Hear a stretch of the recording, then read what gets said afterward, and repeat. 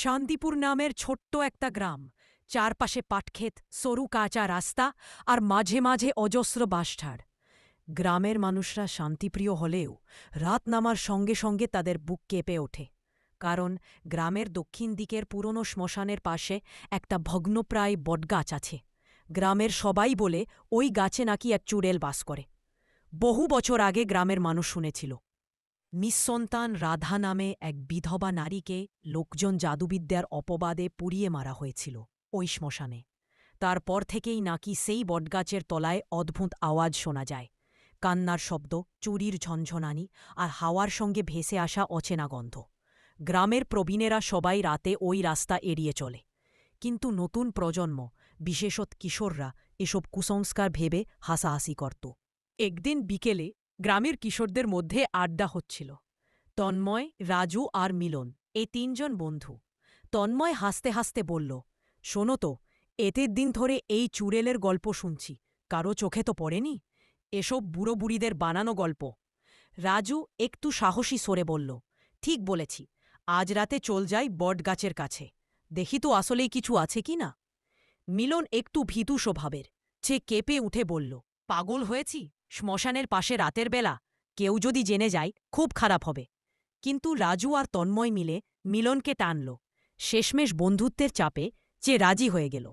ঠিক হল, রাত 12টার সময় তারা তিনজন মিলে যাবে ওই বটগাছের কাছে। রাত গভীর হল। চারপাশের গ্রাম তখন নিস্তব্ধ। কেবল কুকুরের ডাক আর শিয়ালের হাহাকার শোনা যাচ্ছে। তিন বন্ধু হাতে টর্চ নিয়ে শ্মশানের দিকে এগিয়ে গেল। যতই বটগাছের কাছে আসছে, হঠাৎ হাওয়ার ঝাপটা শুরু হল। অদ্ভুত এক গন্ধ ভেসে আসছে, কাঁচা মাটির সঙ্গে যেন পুরো চুলের গন্ধ। মিলন কাঁপা গলায় বলল, আমি বলেছিলাম না, এসব করা উচিত নয়। তন্ময় হেসে উঠল, এসবই কাকতালীয়, কিছুই হবে না।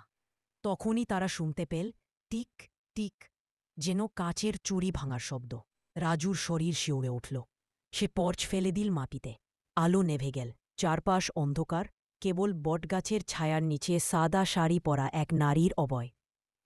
হঠাৎ নারীর মুখ উঁচু হল, মুখটা যেন মানুষের নয়, দুই চোখ লাল জ্বলজ্বল করছে, ঠোঁট রক্তে ভেজা।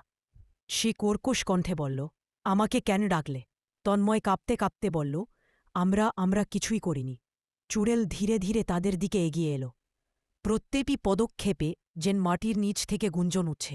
সে বলল, আমি রাধা, আমাকে দগ্ধ করেছিল তোমাদের পূর্বপুরুষেরা। আমি প্রতিশোধ চাই। প্রতি পূর্ণিমায় আমি একজনের প্রাণ নিই, এবার তোমাদের পালা। এ কথা বলেই সে তন্ময়ের গলা চেপে ধরল। তন্ময় চিৎকার করতে পারল না, শুধু চোখ বড় বড় হয়ে গেল। রাজু আর মিলন হতবাক, তারা কি করবে বুঝতে পারল না। ঠিক তখনই দূরে শাঁখ বাজতে শোনা গেল। গ্রামের এক বৃদ্ধ পণ্ডিত মহাশয় শ্মশানের দিকে এগিয়ে আসছিলেন, হাতে ত্রিশূল আর গলায় রুদ্রাক্ষের মালা। পণ্ডিত মহাশয় উচ্চস্বরে মন্ত্রপাঠ শুরু করলেন। চুড়েল চিৎকার করে উঠল, তার চুল বাতাসে উড়তে লাগল।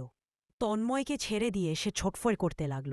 পণ্ডিত বললেন, রাধা, তোমার আত্মা অশান্ত, কিন্তু প্রতিশোধ নিয়ে তুমি শান্তি পাবে না। ঈশ্বরের কাছে আত্মসমর্পণ করো। চুড়েলের লাল চোখে জল ভেসে উঠল। সে কাঁদতে লাগল, আমার দোষ ছিল না, আমি তো কেবল একা ছিলাম, তারা আমাকে পুড়িয়ে দিল কেন? পণ্ডিত তার কপালে গঙ্গাজল ছিটিয়ে দিলেন। মুহূর্তেই এক অগ্নিশিখার মতো আলো জ্বলে উঠল, আর সেই আলোতে চুড়েলের অবয়ব মিলিয়ে গেল। শুধু ছুরির টুকরো মাটিতে পড়ে রইল। তিন বন্ধু কাঁপতে কাঁপতে দাঁড়িয়ে রইল। পণ্ডিত তাদের দিকে তাকিয়ে বললেন, কুসংস্কার ভয়ঙ্কর, কিন্তু অতীতের অন্যায়কে উপহাস করা উচিত নয়। মানুষের অন্যায়ে অশান্ত আত্মা জন্ম নেয়। তোমাদের বাঁচতে হবে সতর্ক হয়, আর মৃতকে সম্মান করতে হবে। সেদিনের পর থেকে গ্রামের কেউ আর বটগাছের কাছে যায়নি, বরং সবাই মিলে ওই জায়গায় ছোট্ট মন্দির গড়ে তোলল, যেখানে প্রতিদিন প্রদীপ জ্বালানো হয়। তন্ময়, রাজু আর মিলন সারা জীবনের জন্য শিক্ষা পেল। তারা আর কখনো অশরীরীর কাহিনী নিয়ে মজা করেনি। তবুও পূর্ণিমার রাতে গ্রামের কিছু মানুষ বলে, শ্মশানের দিক থেকে আজও ভেসে আসে কান্নার শব্দ আর চুরির ঝঞ্ঝনানি। কেউ কেউ বলে, রাধার আত্মা মুক্তি পেলেও তার ব্যথা এখনও বাতাসে ভেসে থাকে।